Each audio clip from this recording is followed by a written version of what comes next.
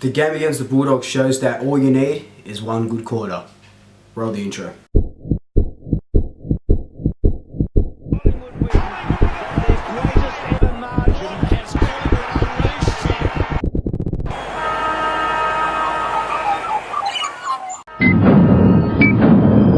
Collingwood are going to win. We're going to win by 28 points. Grundy's going to have over 50 disposals, 2 goals, and over 5 tackles.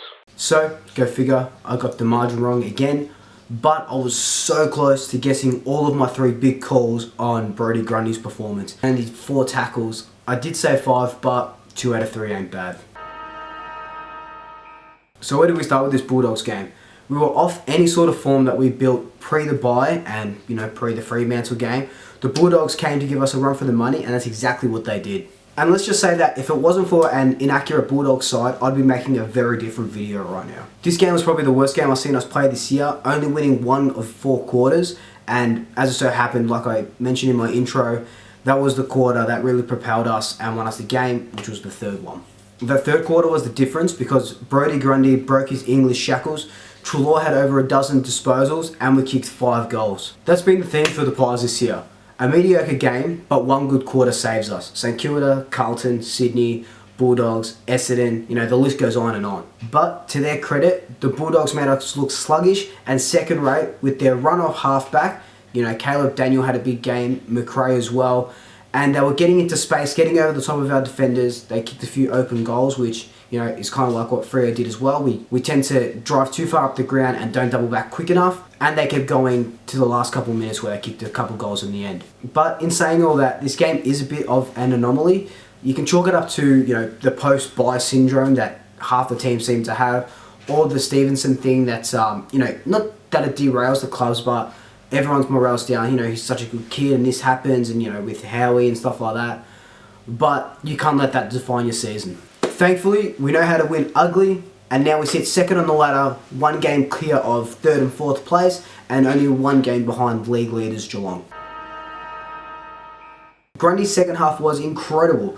Over 50 hitouts, over 25 disposals, 4 tackles, 2 goals, a unique blend of stats that have never been recorded prior to Sunday's game, according to @SirSwampThings on Twitter. To his credit, Tim English did get the better of Grundy in the first half, and Buckley came out and said that he wasn't even impressed with Grundy's first half to the game. But in that second half, Grundy was one of the catalysts to us winning the game. There was a lot of question going into this game about our forward line structure, bringing in a 3rd tall and no Stevenson. But Goey held his own. His work rate is second to none, great off the mark, can break tackles and can hit targets and of course score goals. I feel like the 3 talls did work as well. Reid kicked 3, Cox 2, Myercheck 1. And bringing Reid in actually allowed Myercheck to play up the ground further like he tends to do anyway, but it gave him more of a versatile sort of role where we didn't have to rely on him being in the 50 as a target man, and thanks to that he had 4 inside 50s. For me, Roughhead is Recruit of the Year. I said it before and I'll say it again.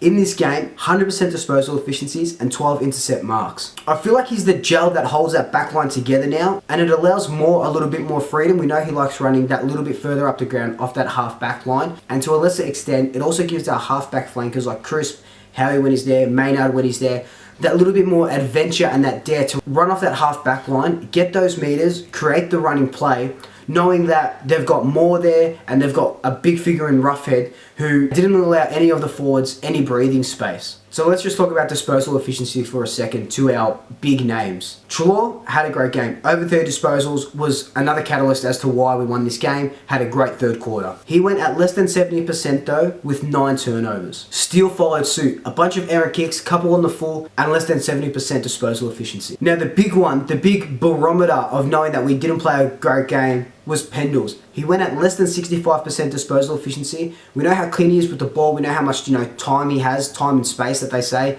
But less than 65%, you can tell that he was off and the whole team was off. What got me the most about Sunday's game was Braden Sire's game. I've been singing his praises all season, even when he wasn't playing, waiting for him to play. And then he dishes up 19 disposals, but 45% disposal efficiency. If you've gotten this opportunity and you're not taking it by both hands, the selector's going to look at you and go, we've got this guy in, the VFL who's getting 30 plus disposals, going at 90% or whatever it is, Sire comes out.